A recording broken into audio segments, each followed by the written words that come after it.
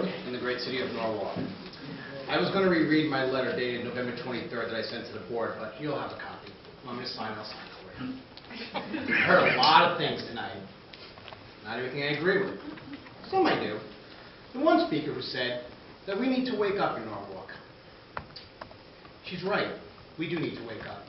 And we need to wake up the fact that, unfortunately, majority of the speakers this evening, every other word was about race. We're separate. We're different. Come down to South Norwalk. I go to the South Norwalk train station all the time. I bring food to the shelter.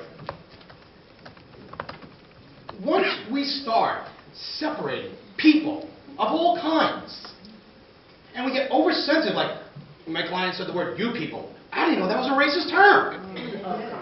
Oh, stop it! That's what I'm talking about. The oversensitivity. Everyone needs to take a break and relax and accept everybody. Yeah, the three people caused a lot of turmoil. And probably calling the best asset the city has seen in years a racist is unacceptable. It's not acceptable to me, and it's not acceptable to almost everybody in this room.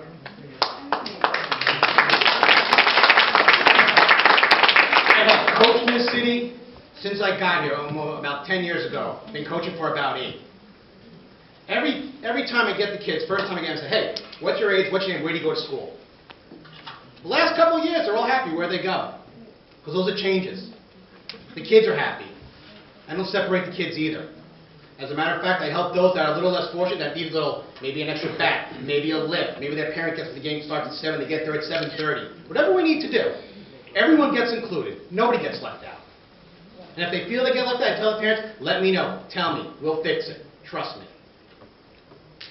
I've been here a lot of these years. I've been up to Hartford fighting for money for this district. I am committed to staying here. My family's committed to staying here. Those budget, I was standing at Governor Malloy's task force at ECS when we cut $6 million. $6 million out of our budget. And I went to those meetings. I stayed here till 1 o'clock in the morning. Me and Andy Garfunkel stayed and watched. But you know what? Things started to change when Dr. Marks came here. They did. Maybe she wasn't the right person, but she had dreams and she had visions. And now we have the best asset that has come to this city. He has a dream, he has a vision.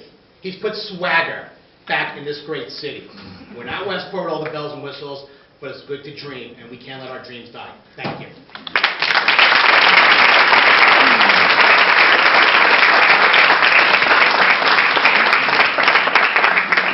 All that have signed up, thank you very much, everybody, for your comments. We appreciate you coming out. Mr. Chairman? Thank you. All right, we'll proceed to the regular items of business. We'll start with the superintendent's report. Dr. Rivera. Sure.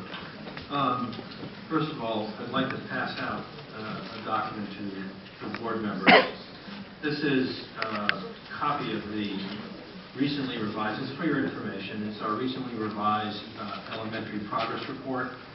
I want to thank, there's a number of people who were involved in developing this progress report from the very beginning, from the school level. And then eventually we engaged a number of teachers as part of this process.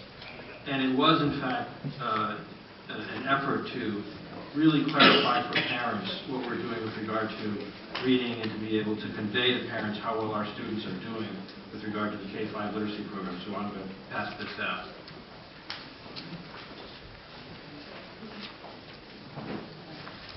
You know, I would be remiss if I didn't make a couple of comments of some of the things that were said here tonight.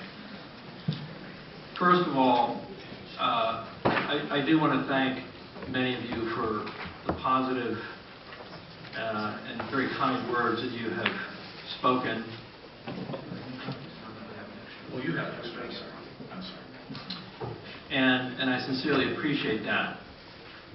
I also need to say that my decision to resign was not the result of one factor or two. There are many different factors that contributed to a very, very incredibly difficult and emotionally wrenching, most difficult decision of my entire personal and professional career to leave Norwalk. Because when I came here and had the opportunity to visit with parents and go go into homes and visit schools and visit classrooms and visit teachers. I could see just a tremendous passion and desire to move forward and to do the best we could for our children. And that turned me on and that got me excited. And I think that is what helped build the fire that I had. The primary reasons really, and really there are two primary reasons which happen to be personal in nature.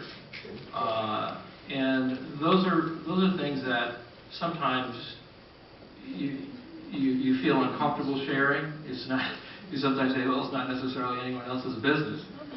But I will say that those were my primary reasons. I said that repeatedly to people who have interviewed me. But I will say one thing also. In my heart and in my head, I know that Norwalk Public Schools can turn the corner and are destined for greatness. This is a wonderful community. And the only way to do it is when we are working together, when we are working in collaboration. When I talk to my staff and I talk about the values, I talk about collaborating, working together, working with our partners, doing what we can together, processing as much as we can and working closely together. I talk about professionalism. I talk about treating people with respect. Our children, our parents, our adults, everybody in the organization. Collaboration, professionalism, any one of my staff people will tell you they've heard me say this over and over again from meeting to meeting to meeting to meeting.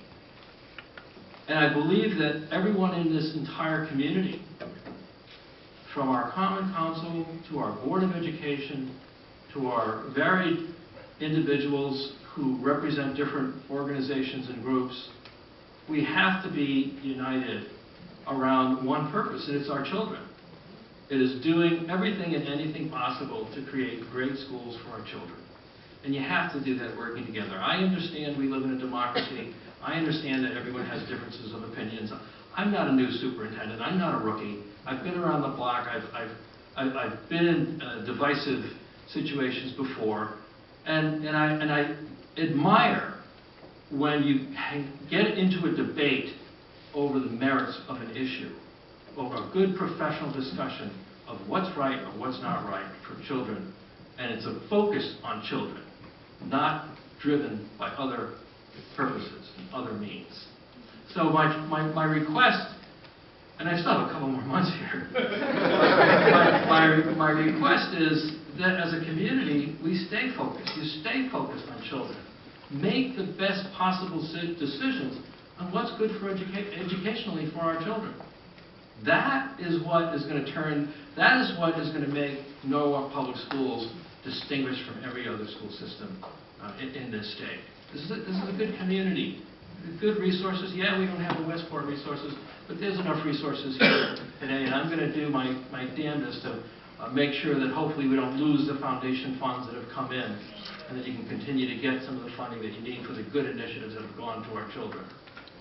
So I guess I just needed to say that. I want to thank all of you for your support, for your tremendous encouragement, and for this wonderful experience that I've had. So thank you.